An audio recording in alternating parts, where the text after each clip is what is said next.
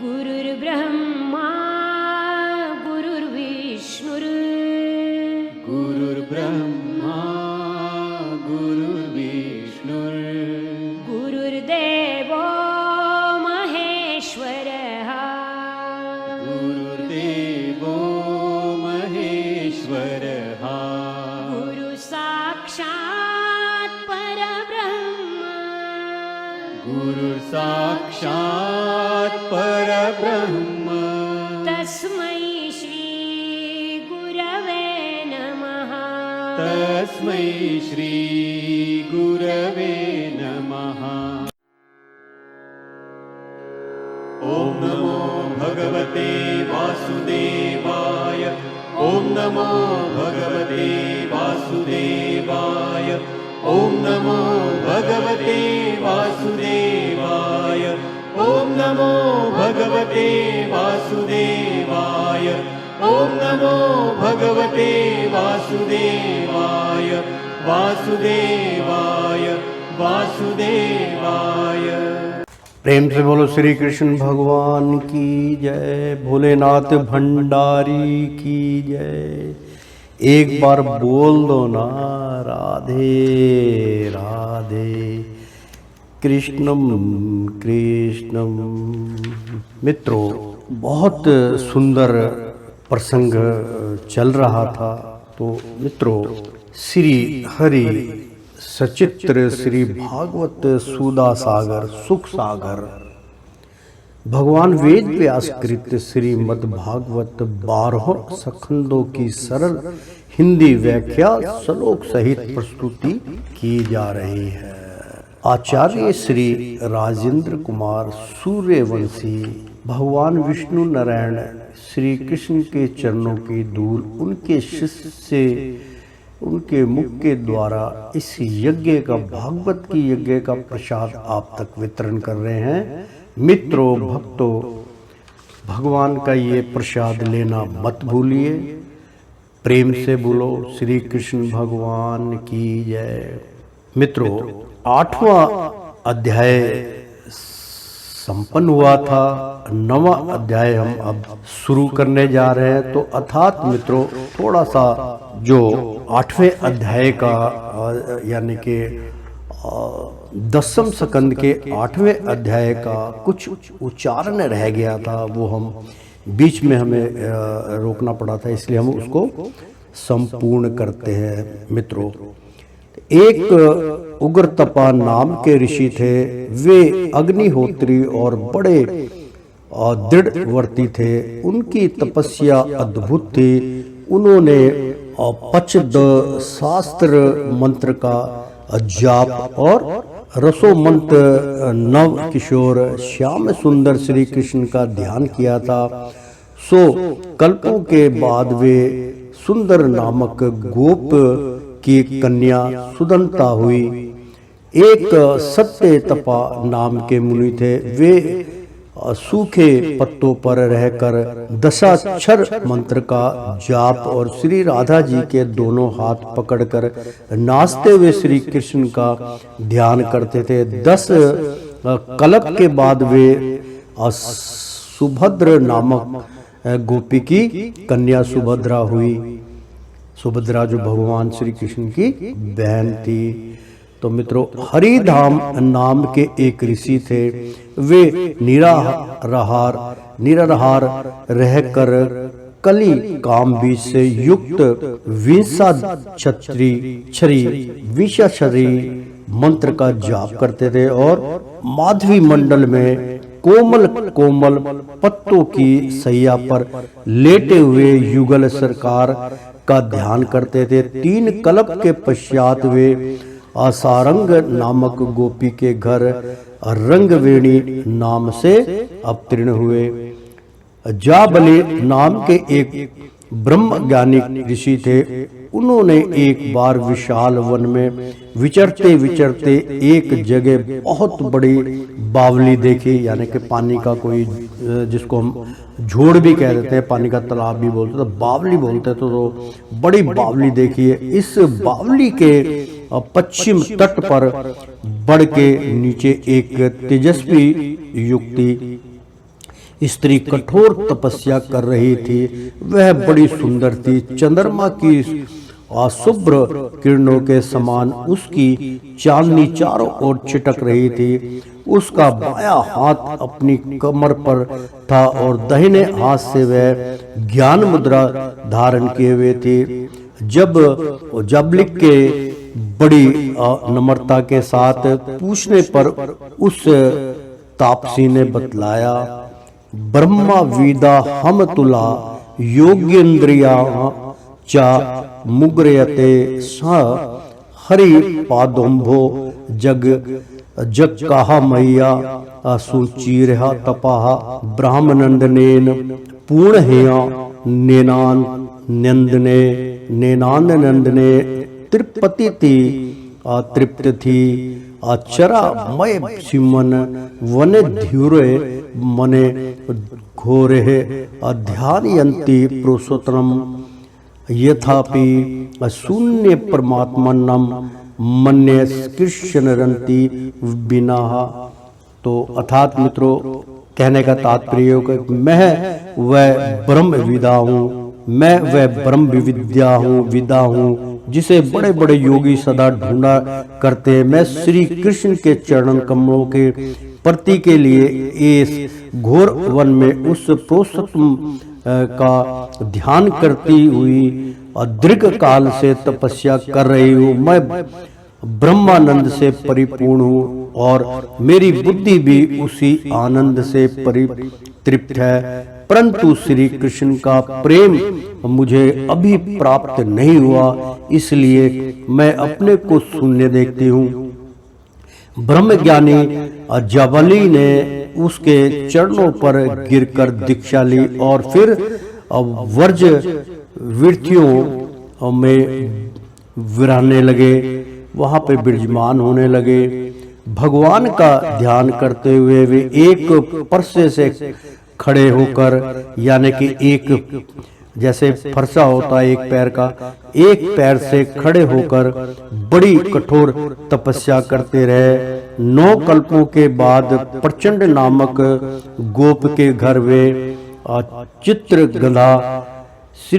चित्रगंधा के रूप में प्रकट हुए और कुछ ध्वज नामक ब्रह्म ऋषि के पुत्र सूची श्रवा और सुर्ण देवता यज्ञ देव तत्व यज्ञ थे। उन्होंने शीर्षासन करके ही हंस मंत्र का जाप करते हुए, और बहुत सुंदर है, मतलब ये जो बतला रहे हैं कि उन्होंने शीर्षासन करके, यानी कि शीर्षासन करके एक दोनों हाथों को घुटनों पे रख के शीर्षासन होता है, यानी कि अपने सीधे नेत्रों को सामने करके ही हंसा, मतलब ही हंसा, ये महामंत्र है मित्रों, ध्यान से सुनिए। ही हंसा नमः, ही हंसा नमः, ही हंसा नमः, जैसे होता हूँ हाँ ही फट स्वाहा, इसी प्रकार का ये मित्रों ही हंस ये मंत्र है। हंस मंत्र का जाप करते हुए और सुंदर कंद्रप तुल्य गोकुल वासी 10 वर्ष की उम्र के भगवान श्री कृष्ण का ध्यान करते हुए घोर तपस्या की। कल्प के बाद वे विरज में सुधीर नामक गोप के घर उत्पन्न हुए। इसी प्रकार और भी बहुत सी गोपियों के पूर्व जन्म की कथाएं प्राप्त होती हैं। विस्तार में से उन सब का उल्लेख यहाँ नहीं किया गया। भगवान के लिए इतनी तपस्या करके, इतनी लगन के साथ कल्पों तक साधना करके जिन त्यागी भगवंत प्रेमियों ने गोपियों का तन मन प्राप्त किया था, उनकी अभिलाषा पूर्ण करने के लिए, उन्हें आनंद दान देने के लिए यदि भगवान उनकी मनमाई लीला करते हैं तो इसमें आश्चर्य और अनाचारी की कौन सी बात है। रास लीला के प्रसंग में स्वयं भगवान ने श्री गोपियों से कहा है कि ना प्रायश्च निर्वद संयुजा सवासा साधु कृत्य विभु ध्यायु वापी वा यह भाम मंजना माम मंजना दुर्ज रगे ग्रहण पुंखला अशम सत्य तद वा प्रतियातु साधु नामा। तो अर्थात मित्रों, गोपियां तुमने लोक और परलोक के सारे बंदरों को काट कर मुझसे निष्पट प्रेम किया है। यदि मैं तुमसे प्रति एक के लिए अलग अलग अनंत काल तक जीवन धारण करने और करके तुम्हारे प्रेम का बदला चुकाना चाहूं तो भी नहीं चुका सकता। मैं तुम्हारी ऋणी हूँ और ऋणी ही रहूंगा। तुम मुझे अपने साधु स्वभाव से ऋण रहित मानकर और भी ऋणी बना दो, यही उत्तम है। सर्वलोक मनोहेश्वर भगवान श्री कृष्ण स्वयं जिन महाभागा गोपियों के ऋणी रहना चाहते थे, उनकी इच्छा होने से पूर्व ही भगवान पूर्ण कर दे, यह तो स्वाभाविक ही है। भला विचारिए तो सही। श्री कृष्ण गत प्राणा श्री कृष्ण सा भविष्यत मति गोपियों के मन की क्या स्थिति थी। गोपियों का तन मन धन सभी कुछ प्राण प्रियतम श्री कृष्ण का था। वे संसार में जीती थी श्री कृष्ण के लिए, घर में रहती थी श्री कृष्ण के लिए और घर के सारे काम करती थी श्री कृष्ण के लिए। उनकी निर्मल और योगी इंद्र दुर्लभ पवित्र बुद्धि में श्री कृष्ण के सिवा अपना कुछ था ही नहीं। श्री कृष्ण के लिए ही, श्री कृष्ण को सुख पहुंचाने के लिए ही, श्री कृष्ण की निज सामग्री से ही श्री कृष्ण को पूज कर श्री कृष्ण को सुखी देखकर वे सुखी होती थी। प्रातः काल निद्रा टूटने के समय से लेकर रात को सोने तक वे जो कुछ भी करती थी सब श्री कृष्ण के प्रीति के लिए ही करती थी। यहाँ तक कि उनकी निद्रा भी श्री कृष्ण में ही होती थी। स्वप्न और सुषुप्त दोनों में ही वे श्री कृष्ण की मधुर और शांत लीला देखती और अनुभव करती थी। रात को दही जमाते समय श्याम सुंदर की माधुरी छवि का ध्यान करती हुई प्रेममयी प्रत्येक गोपी यह अभिलाषा करती थी कि मेरा दही सुंदर जमे। श्री कृष्ण के लिए उसे बिलोकर मैं बढ़िया सा और बहुत सा माखन निकालूं और उसे उतने ही ऊंचे चीके पर रखूं जितने पर श्री कृष्ण के हाथ आसानी से पहुंच सके। फिर मेरे प्राणधन श्री कृष्ण अपने सखाओं को साथ लेकर हंसते और पीड़ा करते हुए घर में पद अर्पण करे, माखन लूटे और अपने सखाओं और बंदरों को लुटाए। आनंद में मत होकर मेरे आंगन में नाचे और मैं किसी कोने में छिपकर इस लीला को अपनी आंखों से देखकर जीवन को सफल करूं। और फिर अचानक ही पढ़कर हृदय से लगा लूं। सूरदास जी ने गाया है, मैयारी मोही माखन भायो, मैयारी मोही माखन भायो, मैयारी मोही माखन भायो। जो मेवा पकवान कहीते तू मोही नहीं रुचि आयो, मैयारी मोही माखन भायो। जो मेवा पकवान कहती तू मोही नहीं रुचि आवे। बिरज युवती एक पाछे ठांडी सुनत स्वामी की बात, मन मन कहती कभू अपने घर देखूं माखन खात। बैठे जाए मथनिया के डीग, मैं तब रहूं छपानी। सूरदास प्रभु अंतर्जामी, ग्वाल ने मन की जानी। मैयारी मोही माखन भावई।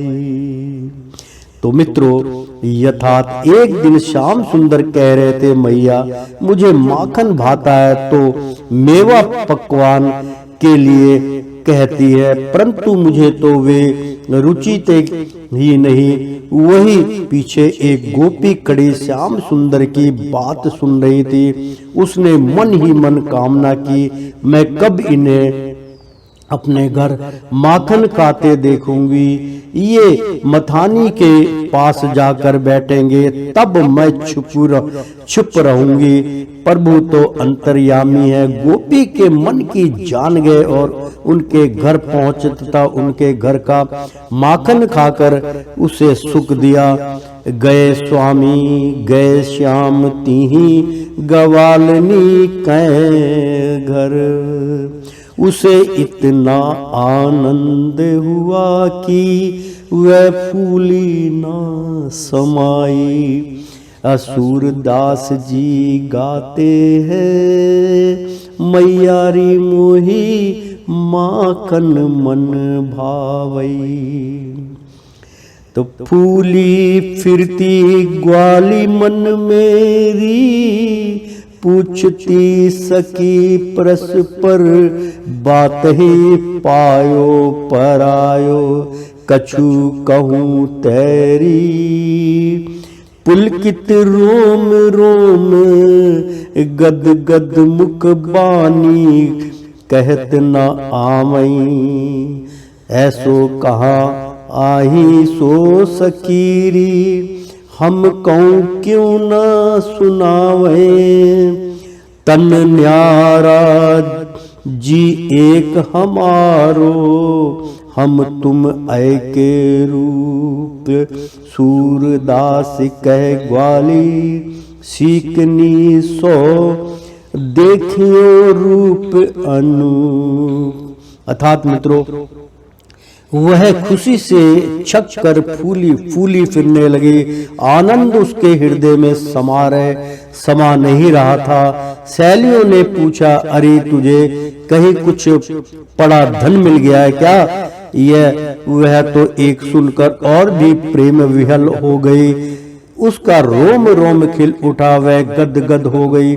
मुंह से बोली नहीं निकली। सखियों ने कहा, सखी ऐसी क्या बात है, हमें सुनाती क्यों नहीं? हमारे तो शरीर ही दो हैं, हमारा जी तो एक ही है, हम तुम दोनों एक ही रूप है, भला हमसे छिपाने की कौन सी बात है? तब उसके मुंह से इतना ही निकला, मैंने आज अनूप रूप देखा है। बस फिर वाणी रुक गई और प्रेम के आंसू बहने लगे। सभी गोपियों की यही दशा थी। ब्रिज घर घर परगटी यह बात, दही माखन चोर करी लई हरी, ग्वाल सका संग खात। ब्रिज बनीता यह सुनी मन हरिस्त, सदन हमारे आवे, माखन खात अचानक पावे, भुज भरी उड़ाई छिपावे। प्रेम से बोलो श्री कृष्ण भगवान की जय। मन ही मन अभिलाष करेती, सब हृदय धरीती यह ध्यान। सूरदास प्रभु को घर में लय, दोहों माखन खान। बलि ब्रज घर धरनी है बात, कऊ कहती मेरे भवन भीतर अभिया बैठे धार। क्यों कहती कहीं अभाती हरि को, देखो अपने धाम। कऊ कहती मैं देखी पाऊं, भरी धरो अकवार। सूर प्रभु के मिलन कारण, करती विविध विचार, सूरदास प्रभु कौ पर में लय देहो माखन खान। नंद सूत संग सका निहे, लीने चोरी माखन खात। कऊ कहती मोही दिखी, द्वारे उतही गए पराई। हेरी माखन देहूं अच्छो खांड, जितनो हो श्याम। कहती मैं बांधी राखूं, को सके निर्वार। जोरी कर विधि कौ मानवती, पुरुष नंद कुमार। प्रेम से बोलो श्री कृष्ण भगवान की। रातें गोपियां जाग जाग कर प्रातः काल होने की बाट देखती, उनका मन श्री कृष्ण में लग जाता। प्रातः काल जल्दी जल्दी दही और मथ कर माखन निकाल कर चीके पर रखते, कहीं प्राण धन आकर लौट ना जाए, इसलिए यह काम छोड़कर वे सबसे पहले यही काम करती और श्याम सुंदर की प्रतीक्षा में व्याकुल होती हुई मन ही मन सोचती, हाँ आज प्राण प्रियतम क्यों नहीं आए, इतनी देर क्यों हो गई, क्या आज इस दासी का घर पवित्र नहीं करेंगे, क्या आज मेरे समर्पण किए हुए इस तुच्छ माखन का भोग लगाकर स्वयं सुखी होकर मुझे सुख ना देंगे। कहीं यशोदा मैया ने तो उन्हें नहीं रोक लिया, उनके घर तो 9 लाख गौएं हैं, माखन की क्या कमी है, मेरे घर तो वे कृपा करके ही आते हैं। इन्हीं विचारों में आंसू बहाती हुई गोपियां क्षण क्षण में दौड़कर दरवाजे पर आती जाती, लाज छोड़कर रास्ते की ओर देखती, सखियों से पूछती, एक एक निमेष उसके लिए युग के समान हो जाता। ऐसी भाग्यवती गोपियों की मन कामना भगवान उनके घर पधार कर पूर्ण करते। सूरदास जी ने गाया। प्रेम से बोलो श्री कृष्ण भगवान की जय। प्रथम करी हरि माखन चोरी,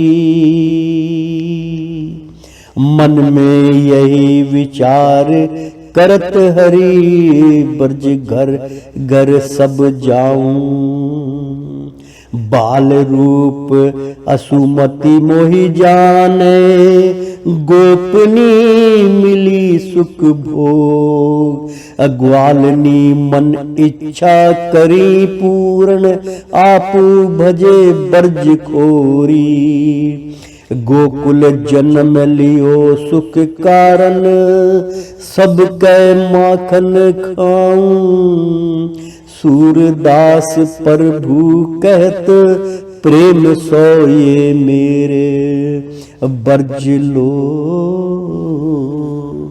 प्रेम से बोलो श्री कृष्ण भगवान की जय। अर्थात मित्रों, अपने निज जन ब्रजवासियों को सुखी करने के लिए ही तो भगवान गोकुल में पधारे थे। माखन तो नंद बाबा के घर पर कमना था, लाख लाख गौएं थी, वे चाहे जितना खाते लुटाते, परंतु वे तो केवल नंद बाबा के ही नहीं सभी ब्रजवासियों के अपने थे, सभी को सुख देना चाहते थे। गोपियों की लालसा पूरी करने के लिए वे ही उनके घर जाते और चुरा चुरा कर माखन खाते। यह वास्तव में चोरी नहीं, यह तो गोपियों की पूजा पद्धति का भगवान के द्वारा स्वीकार था।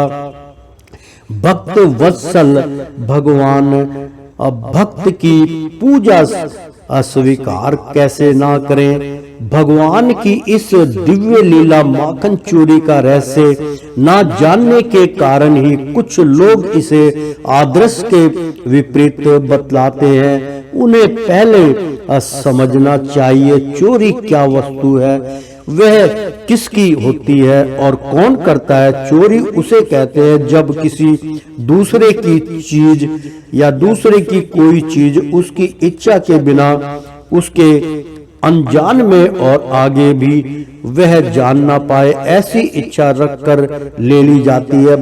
भगवान श्री कृष्ण गोपियों के घर से माखन लेते थे। उनकी इच्छा से गोपियों के अनजान में नहीं, उनकी जान में, यानी कि वो अनजान में नहीं बल्कि जानबूझकर ही भगवान उनको प्रसन्न करने के लिए उनकी जान में, उनकी देखते देखते और आगे जानने की कोई बात ही नहीं, उनके सामने ही दौड़ते हुए जाते थे। दूसरी बात महत्व की यह है कि संसार में या संसार के बाहर ऐसी कौन सी वस्तु है जो श्री भगवान की नहीं है और वे उनकी चोरी करते हैं। गोपियों का तो सर्वस्व श्री भगवान का था, ये सारा जगत ही उनका है, वे भला किसकी चोरी कर सकते हैं? हाँ, चोर तो वास्तव में वे लोग हैं जो भगवान की वस्तु को अपनी मानकर ममता आसक्ति में फंसे रहते हैं और दंड के पात्र बनते हैं। उपयुक्त सभी दृष्टियों से यही सिद्ध होता है कि माखन चोरी ना थी, भगवान की दिव्य लीला थी। असल में गोपियों ने प्रेम की अधिकता से ही भगवान का प्रेम का नाम चोर रख दिया था, क्योंकि वे उनके चित्त चोर तो थे ही। जो लोग भगवान श्री कृष्ण को भगवान नहीं मानते, यद्यपि उन्हें श्री भागवत वत में वर्णित भगवान की लीला पर विचार करने का कोई अधिकार नहीं है, परंतु उनकी दृष्टि से भी इस प्रसंग में कोई आपत्तिजनक बात नहीं है, क्योंकि श्री कृष्ण उस समय लगभग 2-3 वर्ष के बच्चे थे और गोपियां अत्यधिक स्नेह के कारण उनके ऐसे ऐसे मधुर खेल देखना चाहती थी। आशा है इससे शंका करने वालों को कुछ संतोष मिलेगा।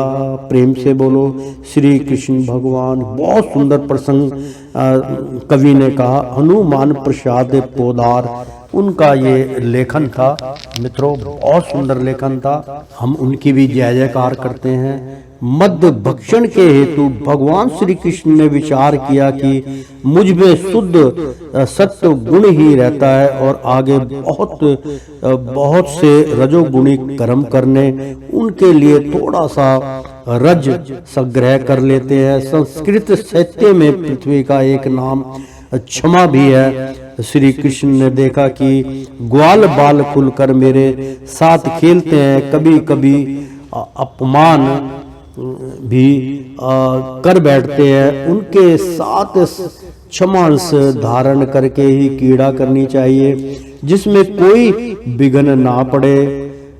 संस्कृत भाषा में पृथ्वी को रसा भी कहते हैं। श्री कृष्ण ने सोचा, जब रस तो ले ही चुका हूं, अब रस का आस्वादन करूं। इस अवतार में पृथ्वी का हित करना है, इसलिए उसका कुछ अंश अपने मुख में स्थित दिवजों दांतों को पहले दान कर लेना चाहिए।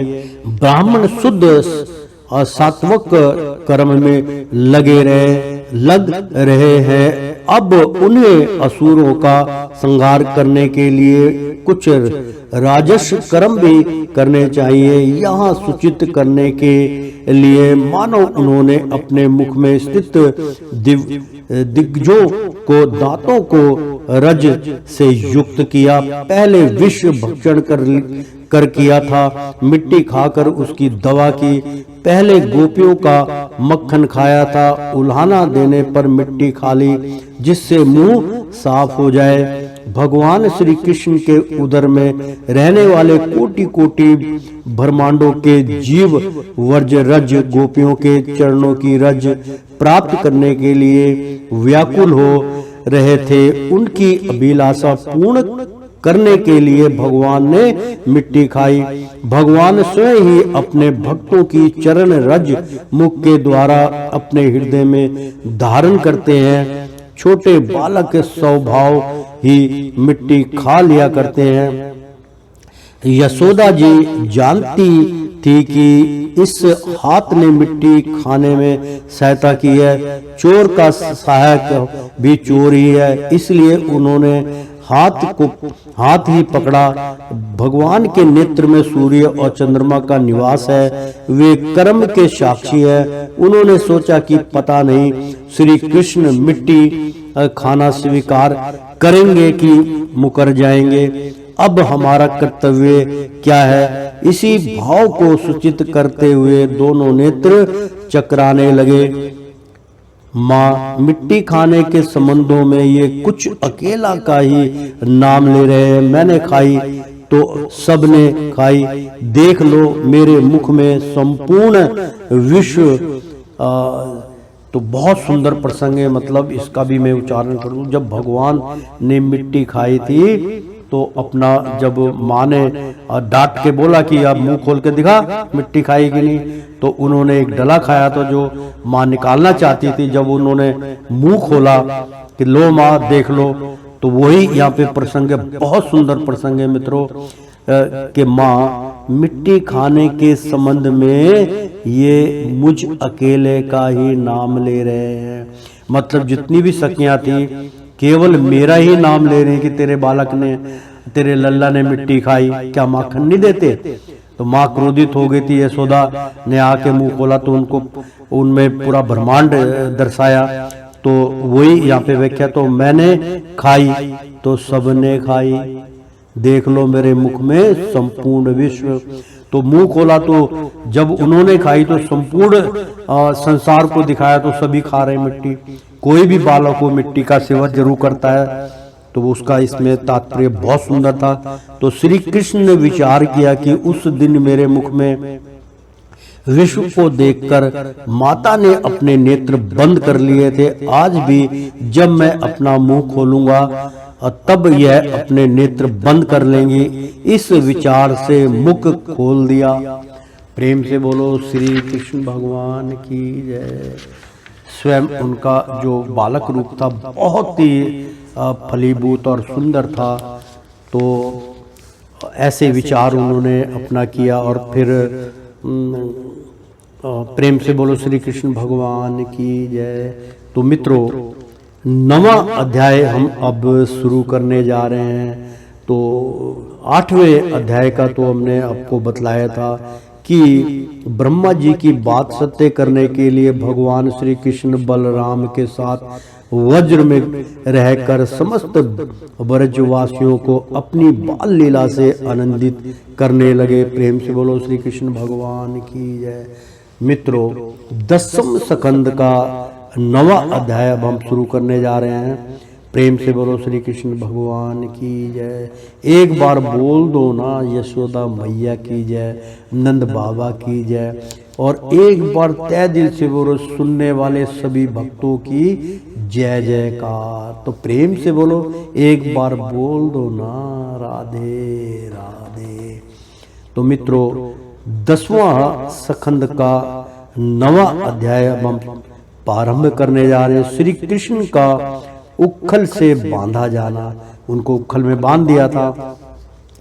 तो श्री सुखदेव जी कहते हैं परीक्षित, एक समय की बात है, नंद रानी यशोदा ने धरती की दासियों को दूसरे कामों में लगा दिया और स्वयं अपने लल्ला को माखन खिलाने के लिए, मतलब मैं दोबारा इसको उच्चारण करता हूँ। श्री सुखदेव जी कहते हैं परीक्षित, एक समय की बात है, नंद रानी यशोदा ने घर की दासियों को दूसरे कामों में लगा दिया और स्वयं अपने लाल को मक्खन खिलाने के लिए दही मथने लगी। प्रेम से बोलो श्री कृष्ण भगवान की जय। मैंने तुमसे अब तक भगवान की जिन जिन बाल लीलाओं का वर्णन किया है और दधिम्ब मंथन के यहाँ के दही मत्थन के समय वे उन सब का स्मरण करती और गाती भी जाती थी। वे अपने स्थूल कटी भाग में सूत से बांधकर रेशमी लहंगा पहने हुए थी। उनके स्तनों में से पुत्र स्नेह की अधिकता से दूध चूता जा रहा था और वे कांप भी रही थी और नेति खींचते रहने से बाहें कुछ थक गई और थी।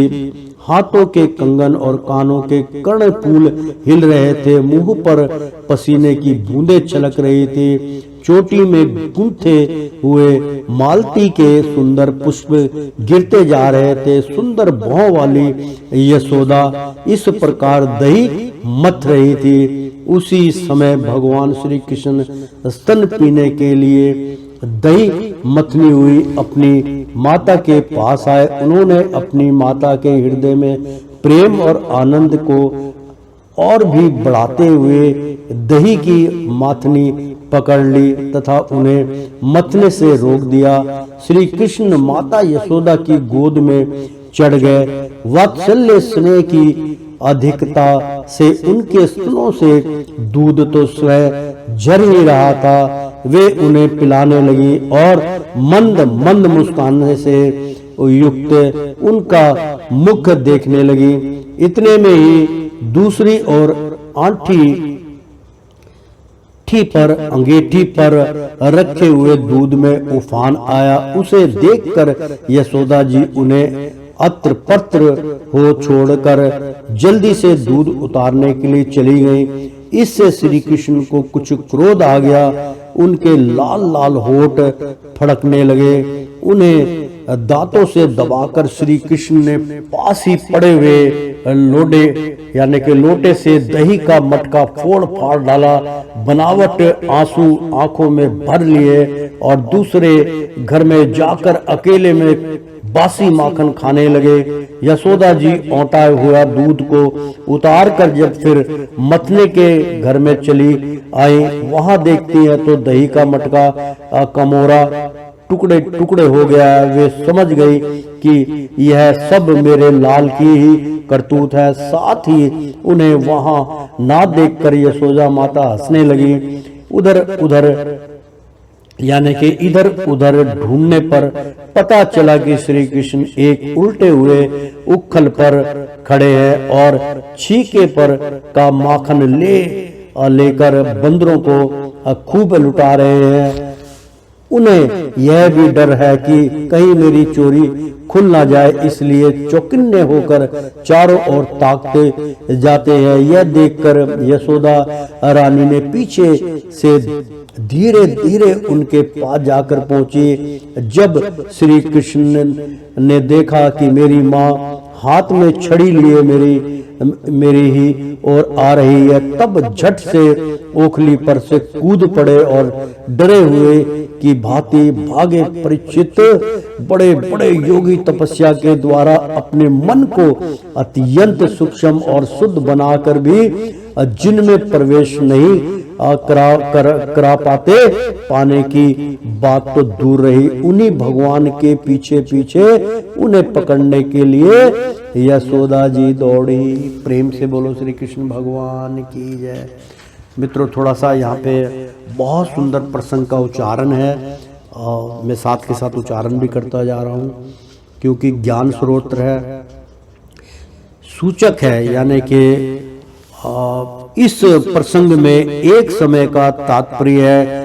कार्तिक मास पुराणों में इस दामोदर मास कहते हैं। इंद्र याग के अवसर पर दासियों का दूसरे कामों में लग जाना स्वाभाविक है। नियुताक्षु इस पद से ध्वनि होता है कि यशोदा माता ने जानबूझकर दासियों को दूसरे काम में लगा दिया। यशोदा नाम उल्लेख करने का अभिप्राय यह है कि अपने विशुद्ध वत्सल्य प्रेम के व्यवहार से, मित्रों वत्सल्य प्रेम होता है बहुत अधिक तय दिल से प्रेम करना, तो व्यवहार से सणियस ऐश्वर्यशाली भगवान को भी प्रेम दीनता भगत वैश्यकता के कारण अपने भक्तों के हाथों बंध जाने का यश यही देती है। गोपराज नंद के वात्सल्य प्रेम के अक्षरण से सच्चिदानंद परमानंद स्वरूप श्री भगवान नंद नंदन रूप से जगत में अवतीर्ण होकर जगत के लोगों को आनंद प्रदान करते हैं। जागृत जगत को इस अप्रकृत परम आनंद का रस स्वादन कराने में नंद बाबा ही कारण है। उस नंद की घिरणी होने से उन्हें नंद घिरणी कहा गया है। साथ ही नंद घिरणी और स्वयं ये दो पद इस बात के सूचक है कि दगी मंथन कर्म उनका योग्य नहीं है। फिर भी पुत्र स्नेह के कारण की अधिकता से यह सोचकर कि मेरे लल्ला को मेरे हाथ का माखन ही भाता है, वे स्वयं ही दही मथ रही हैं। इस श्लोक में भक्त के स्वरूप का निरूपण है। शरीर से दधी दही मंथ रूप यानी कि दही मंथन रूप सेवा कर्म हो रहा है। हृदय में समरण की धारा सतत प्रवाहित हो रही है। वाणी में बाल चरित्र का संगीत, भक्त के तन मन वचन सब अपने प्यारे की सेवा में संलग्न है। स्नेह अमूर्त पदार्थ है, वह सेवा के रूप में ही व्यक्त होता है। स्नेह के ही विलास सवीरों शेष विलास विशेष है। नृत्य और संगीत यशोदा मैया के जीवन में इस समय राग और भोग दोनों ही प्रकट हैं। कमर में रेशमी लहंगा डोरी से कसकर बंधा हुआ है, अर्थात जीवन में आलस्य प्रमाद असावधानी नहीं है। सेवा कर्म में पूरी तत्परता है। रेशमी लहंगा इसलिए पहने हैं कि किसी प्रकार की अपवित्रता रह गई तो मेरे कन्हैया को कुछ हो जाएगा। माता के हृदय का रस स्नेह दूध स्तन के मुंह आ लगा है, चुचुहा रहा है, बाहर झांक रहा है। श्याम सुंदर आवे उनकी दृष्टि पहले मुझ पर पड़े और वे पहले माखन ना खाकर मुझे ही पीवे, यही उनकी लालसा है। सतन के कांपने का अर्थ यह है कि उसे डर भी है कि कहीं मुझे नहीं पिया तो कंकण और कुंडल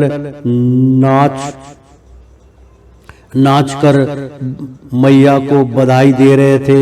यशोदा मैया के हाथों के कंगन इसलिए झंकार ध्वनि कर रहे थे कि वे आज उन हाथों में रहकर धन्य हो रहे हैं कि जो हाथ भगवान की सेवा में लगे हैं। और कुंडल यशोदा मैया के मुख से लीला गान सुनकर परमानंद से गुणगान की सुधा धारा प्रवेश करती है।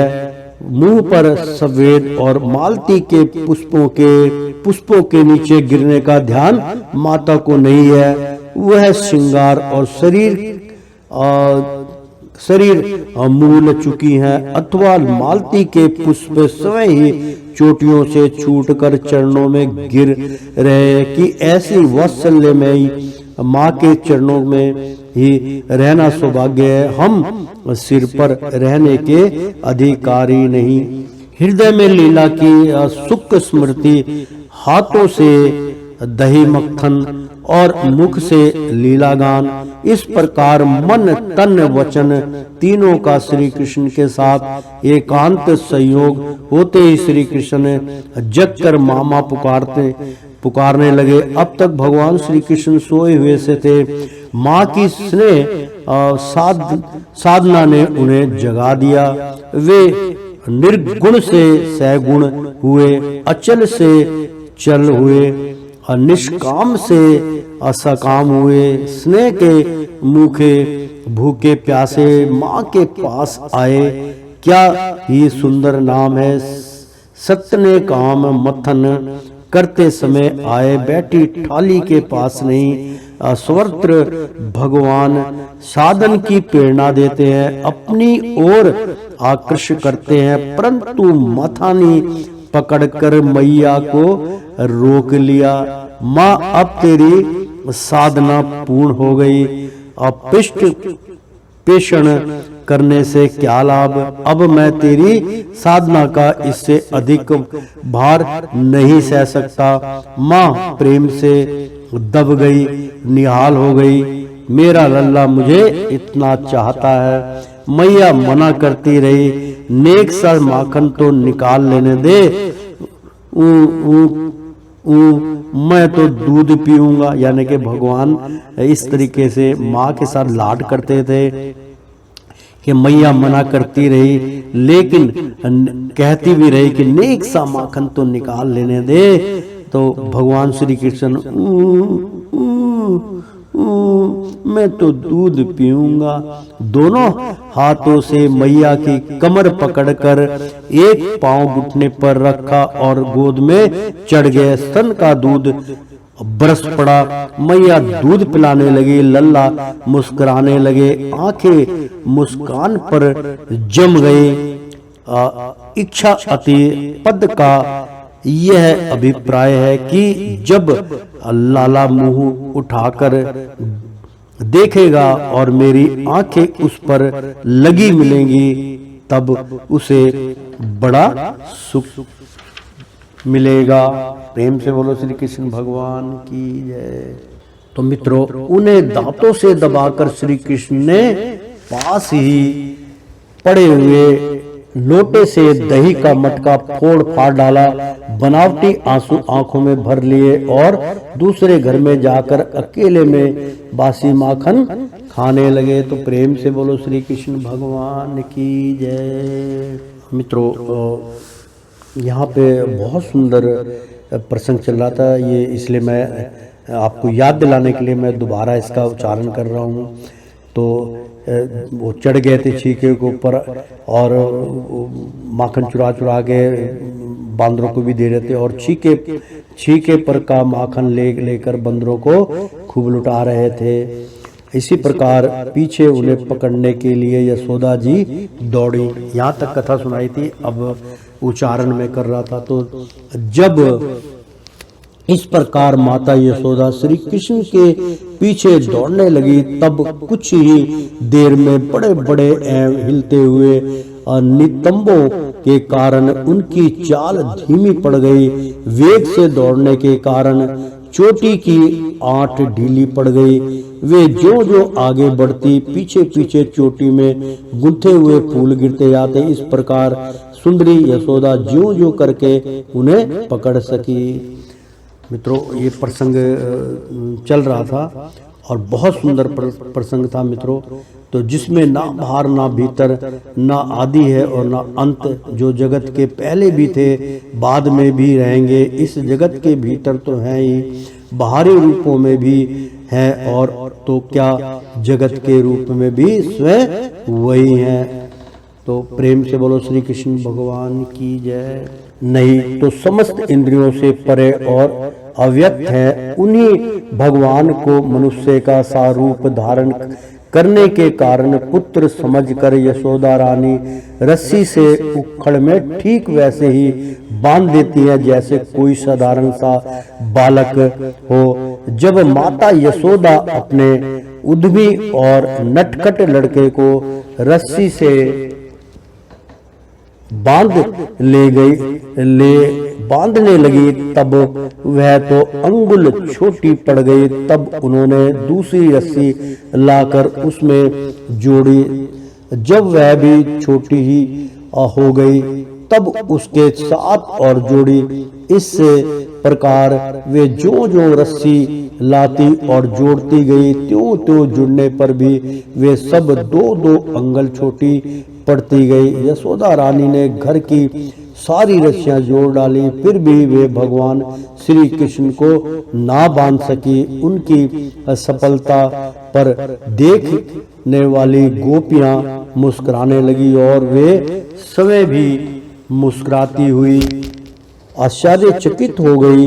भगवान श्री कृष्ण ने देखा कि मेरी माँ का शरीर पसीने से लथपथ हो गया है, चोटी में गुंदी हुई मालाएं गिर गई है और वे बहुत थक भी गई हैं।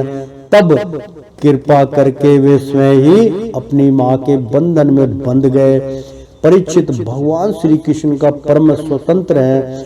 ब्रह्मा इंद्र आदि के साथ यह संपूर्ण जगत उनके वश में है। फिर भी इस प्रकार बंधकर उन्होंने संसार को यह बात दिखला दी कि मैं अपने प्रेमी भक्तों के वश में हूँ।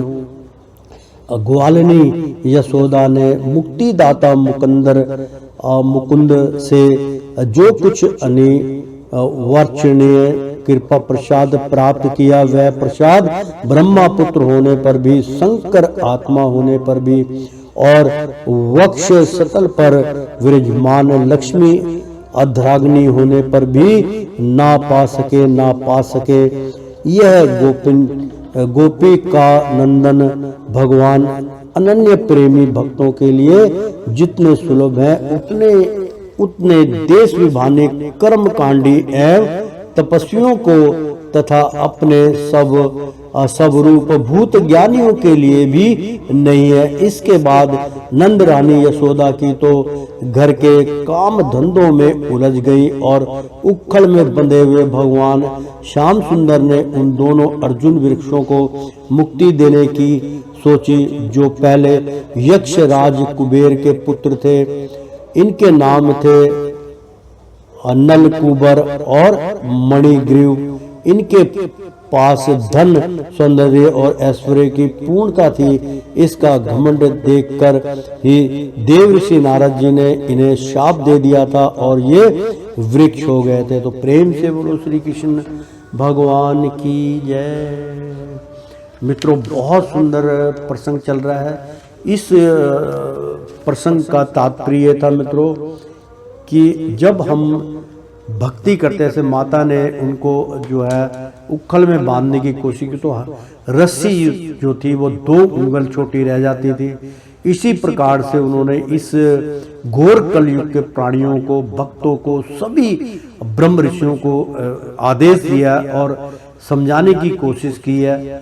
तो स्वयं इस बात को जान लेना चाहिए कि 2 उंगल का जो डिस्टेंस रखा है वो इसीलिए रखा है कि कोई कितना भी प्रबल हो जाए भक्ति में, भगवान थोड़ा सा फर्क जरूर रखते हैं। संपूर्ण रूप से वहां तक आप नहीं पहुंच सकते। 2 उंगल का फैसला इसीलिए बतलाया कि अपना अहम, अहंकार, बल, सब कुछ 5 तत्वों का आप अगर जो इन्होंने बतलाया है कि जो है मोह, जो है माया है, मोह माया, और ये 5 जो बताया कि ईर्ष्या, बैर भाव, क्रोध, मोह, ये सब का यदि आप त्याग कर देते, उस पर संपूर्ण अपने स्वभाव को बदल लीजिए, शांत हो जाइए। अगर आपके अंदर जरा भी घमंड है तो आप भगवान तक नहीं पहुंच सकते, चाहे आप करोड़ों अरबों खरबों रुपए क्यों ना उनके धाम के लिए लगा दें, नहीं पहुंच पाओगे। तो उन्होंने कहा सरलता से आप इन चीजों का जो मैं बतला रहा हूँ, शास्त्र बोल रहे हैं, इनका त्याग कर दीजिए। सबसे पहले 2 चीजों का, जैसे मोह है, पहले आप मोह का त्याग कीजिए, फिर घमंड, ईर्ष्या, क्रोध, ये सब चीज का आप त्याग कीजिए और उसके बाद मैं सरलता से ही आप मेरे चरणों तक पहुंच सकते हैं। इसलिए वो 2 उंगल का जो मित्रों डिस्टेंस है, जो फैसला है, वो इसी का आदेश देता है। तो प्रेम से बोलो श्री कृष्ण भगवान की जय। तो मित्रों थोड़ा सा उच्चारण कर दें हैं कि यह फिर कभी उखल पर जाकर ना बैठे, इसके लिए उखल से बांधना ही उचित है, क्योंकि खल का अधिक संग होने पर उसने मन को उदेग हो जाता है। यह उखल भी चोर ही है, क्योंकि इसे कन्हैया के चोरी करने में सहायता की। यहाँ तक मैंने जो है उच्चारण करके मित्रों बतलाया था। तो वे भगवान में लीन हो गए, अपना नाम रूप खो बैठे। ये ही दो भाव सूचित करने के लिए रस्सियों में 2 उंगल का नियुक्तम हुई।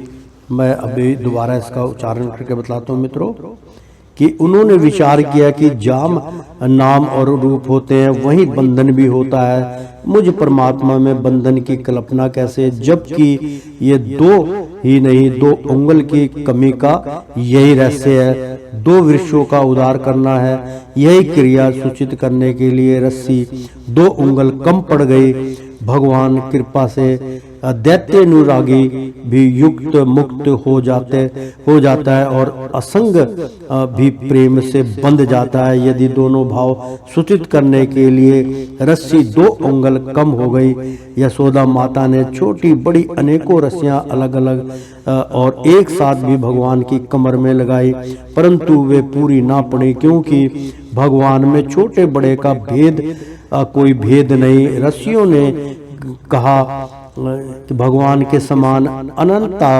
अनादि और विभुता हम लोगों में नहीं है, इसलिए उनको बांधने के बाद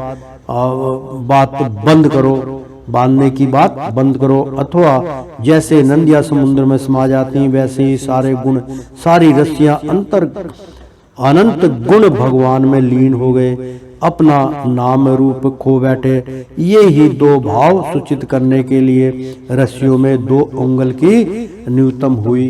तो प्रेम से बोलो श्री कृष्ण भगवान की जी। तो वे मन ही मन सोचती इस प्रकार इसकी कमर मुट्ठी भर की है, फिर भी सैकड़ों हाथ लंबी रस्सी से यह नहीं बनता है। कमर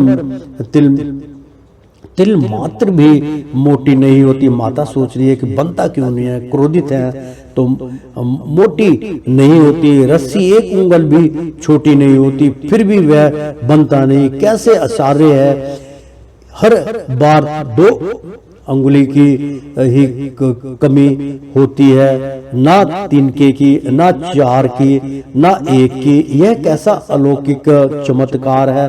भगवान नंबर 1 भगवान श्री कृष्ण ने सोचा कि जब माँ के हृदय में दैत्य भावना दूर नहीं हो रही है, आगे मित्रों विदेश विदुषी आगे दैत्य की भावना मतलब कठोर बन जाना किसी के प्रति, उसी का भगवान स्वयं अंतर्कण से बोल रहे हैं। तो भगवान श्री कृष्ण ने सोचा कि जब माँ के हृदय से दैत्य भावना दूर नहीं हो रही है, तब मैं व्यर्थ अपनी असंगता क्यों प्रकट करूं। जो मुझे वृद्ध समझता है न बद्ध समझता है, यानी कि मेरे को बुद्धिहीन समझता है, उसके लिए वर्ध होना ही उचित है। उसके लिए मूर्ख बन जाओ। भैया आप मुझे मूर्ख समझते हो, उसके सामने मूर्ख बन जाओ, ज्ञान बांटने की आवश्यकता नहीं। इसलिए मैं बंध गए, समझे। मैं अपने भक्त के छोटे से गुणों को भी पूर्ण करता हूँ। यह सोचकर भगवान ने यशोदा माता के गुण रस्सी को अपने बांधने योग्य बना लिया। यद्यपि मुझ में अनंत अचैतन्य कल्याण गुण निवास करते हैं, तथापि जब तक ये अधूरे ही रहते हैं, जब तक मेरे भक्त अपने गुणों की मोहर उन पर नहीं लगा देते। यही सोचकर यशोदा मैया के गुणों वात्सल्य स्नेह आदि और रजू से अपने को पूर्ण अधर दामोदर बना लिया। भगवान श्री कृष्ण इतने कोमल हृदय हैं कि अपने भक्त के प्रेमों को पुष्ट करने वाला परिश्रम भी सहन नहीं करते। वे अपने भक्त को परिश्रम से मुक्त करने के लिए स्वयं ही बंधन स्वीकार कर लेते हैं। भगवान से अपने माध्य भाग बंधन स्वीकार करके यह सूचित किया कि मुझसे तत्व दृष्टि से बंधन है ही नहीं, क्योंकि जो वस्तु आगे पीछे ऊपर नीचे नहीं होती, केवल बीच में भासती है, वह झूठी होती है। इसी प्रकार यह बंधन भी झूठा है। भगवान की किसी की शक्ति साधन या सामग्री से नहीं बनते। यशोदा जी बहुत सुंदर प्रसंग चल रहा है मित्रों। अभी जो आपको बतलाया गया था कि जितना मर्जी कर लो आप, चाहे अरबों खरबों रुपए भगवान के लिए खर्चा कर लीजिए, लेकिन भगवान जो है वो इन चीज़ों से नहीं प्रकट होते। तो लाला की कमर तो मुट्ठी भर की है, तो और छोटी सी किंकड़ियां इनमें रून छून कर रही हैं। अब यह इतनी रस्सियों से नहीं बनता, तो जान पड़ता है कि विधाता ने इसके ललाट में बंधन लिखा ही नहीं है, इसलिए अब तुम यह उद्योग छोड़ दो। यशोदा मैया ने कहा, चाहे संध्या हो जाए और गांव भर की रस्सी क्यों ना इकट्ठी करनी पड़े, पर मैं तो इसे बांध कर ही छोड़ूंगी। यशोदा जी का यह हट देखकर भगवान ने अपना हट छोड़ दिया, क्योंकि जहां भगवान और भक्त के हट में विरोध होता है, वहां भक्त का ही हट पूरा होता है। भगवान बनते हैं तब जब भक्त की थकान देखकर कृपा वंश हो जाते हैं। भक्त के श्रम और भगवान की कृपा से कभी ही 2 अंगुल की कमी, भगवान भी 1 अंगुल दूर हो जाते हैं। बहुत सुंदर प्रसंग है मित्रों। तात्पर्य ये हुआ कि भगत के श्रम, मतलब भगत जो मेहनत करता है उनके श्रम को और भगवान की कृपा की कमी ही 2 अंगुल की कमी है। अथवा जब भक्त अहंकार करता है कि मैं भगवान को बांध लूंगा, तब वह उनसे 1 अंगुल दूर पड़ जाता है और भक्त की नकल करने वाले परम भास्वती भगवती कृपा शक्ति ने भगवान के हृदय को माखन के समान द्रवित कर दिया और स्वयं प्रकट होकर उसने भगवान की सत्य संकल्पिता और विद्युता को अनंतहित कर दिया। इसी से भगवान बंध गए। मित्रों, बहुत सुंदर प्रसंग है। एक बार फिर मैं इसका प्रसंग करके कि भगवान भी 1 अंगुल दूर हो जाते हैं। जब यशोदा माता थक गई, उनका शरीर पसीने से लथपथ हो गया, तब भगवान की स्वर शक्ति चक्रवर्तिनी परम भास्वती भगवती कृपा शक्ति ने भगवान के हृदय में माखन के समान द्रवित कर दिया, मतलब बिल्कुल मन को पिघला दिया और स्वयं प्रकट होकर उसने भगवान की सत्य संकल्पितता और निभुता और अंतहित कर दिया। इसी से भगवान बंध गए। यद्यपि भगवान स्वयं परमेश्वर हैं, यथापि प्रेम पर वंश होकर बंध जाना परम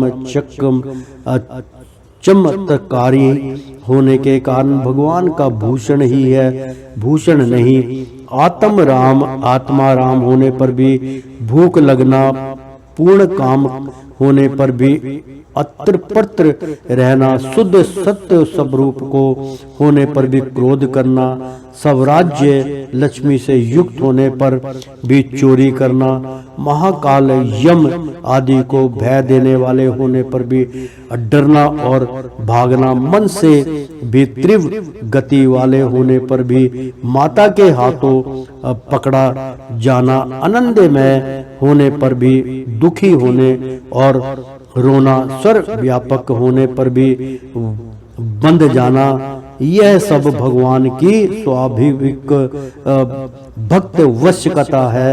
जो लोग भगवान को नहीं जानते हैं उनके लिए तो उसका कुछ उपयोग नहीं है, परंतु जो श्री कृष्ण को भगवान के रूप में पहचानते हैं उनके लिए यह अत्यंत चमत्कारी वस्तु है। और यह देखकर जान कर उनका हृदय द्रवित हो जाता है, भक्ति प्रेम से सराबोर हो जाता है। आहो विश्वेश्वर प्रभु अपने भक्त के हाथों उखल में बंधे हुए हैं। इस श्लोक में तीनों नकारों का अनन्य ले धीरे क्रिया के साथ करना चाहिए। ना पा सके और ना पा सके।